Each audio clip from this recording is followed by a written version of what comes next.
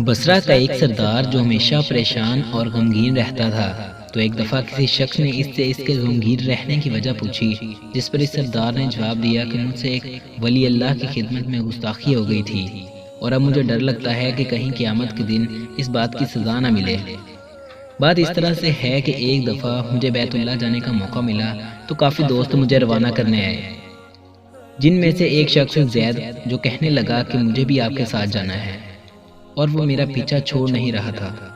تو میں نے اسے جھڑک دیا اور کہا کہ بیت اللہ پیدل سفر کرنا ہر کسی کے بس کی بات نہیں، تو میرے پیچھے نہ اور اپنا راستہ الگ کر لو۔ یہ سن کر زید کہنے لگا کہ اے آقا، ایسا ہو سکتا ہے کہ اللہ تعالیٰ آپ کو جلدی اور صحیح راستہ پر لے جائیں جبکہ مجھے بے یار و مددگار چھوڑ دیں۔ اس کے بعد وہ اپنے راستے پر چلا گیا اور میں نے اپنے راستے پر چلنا شروع کر دیا۔ پھر وہ سارا سفر مجھے نظر نہیں آیا۔ پھر جب میں مناسک حج سے فارغ ہو کر مدینہ طیبہ کو جانے لگا تو دیکھتا ہوں کہ زید نے آ کر مجھے سلام کیا۔ میں نے پوچھا کہ زید، حج کر کے آئے ہو یا نہیں؟ اس نے جواب دیا کہ جی ہاں، میں نے حج کر لیا ہے۔ میں نے کہا تمہیں سند ملی ہے؟ تو اس نے کہا کہ کون سی سند؟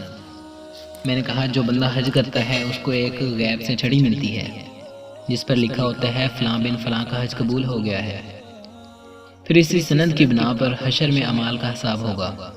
یہ سنتے ہی زید بیت اللہ کی طرف روتا ہوا چلا گیا۔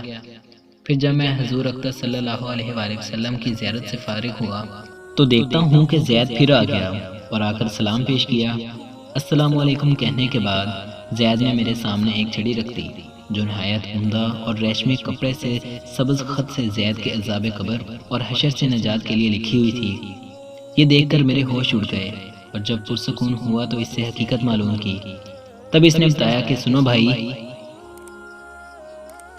میں بیت اللہ پہنچتے ہی زور زور سے رونے لگا اور کہا کہ رب العزت، کیا غریب کا حج قبول نہیں ہوتا جو مجھے سند نہیں ملی؟ کیا غریب اور امیر کا کعبہ الگ ہے؟ مجھے قسم ہے تیری عزت و جلال کی، جب تک مجھے چھڑی نہیں ملے گی میں یہاں سے نہیں جاؤں گا اور یہیں مر جاؤں گا۔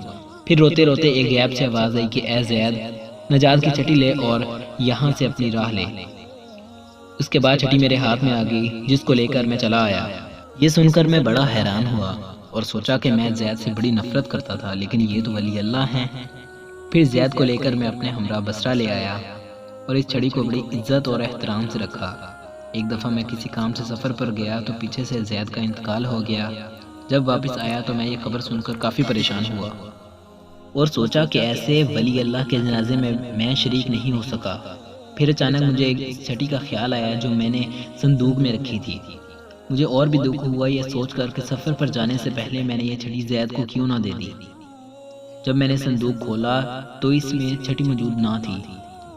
اب تو میں بہت پریشان ہوا اور زور زور سے رونے لگا کہ روتے روتے مجھے نیند آ گئی۔ دیکھتا ہوں کہ سجی ہوئی جنت میں زید سر پر ایک تاج رکھے ہوئے بہت عمدہ لباس پہن کر ایک تخت پر بیٹھے ہیں۔ تو میں نے پاس جا کر سلام کیا تو اس نے کہا اے آقا، اتنے پریشان کیوں ہو؟ میں نے کہا مجھے یاد نہیں کہ جو تم نے مجھے چھٹی دی تھی وہ کہاں ہے؟ تو زید نے جواب دیا کہ وہ تو میرے پاس ہے، اسی کی وجہ سے میں اس مقام پر پہنچا ہوں، اور اب آپ پریشان نہ ہوں، میں اپنی من مانی مراد کو پہنچ گیا۔ اس واقعہ سے ہمیں سبق حاصل ہوتا ہے کہ جو اللہ تعالیٰ کا ہو جاتا ہے، اللہ تعالیٰ اس کی تمام سچی اور جائز مرادیں پوری کر دیتے ہیں۔ ہمیں بھی چاہیے کہ اللہ تعالیٰ کے ساتھ دل لگی کریں۔ آمین ثم آمین۔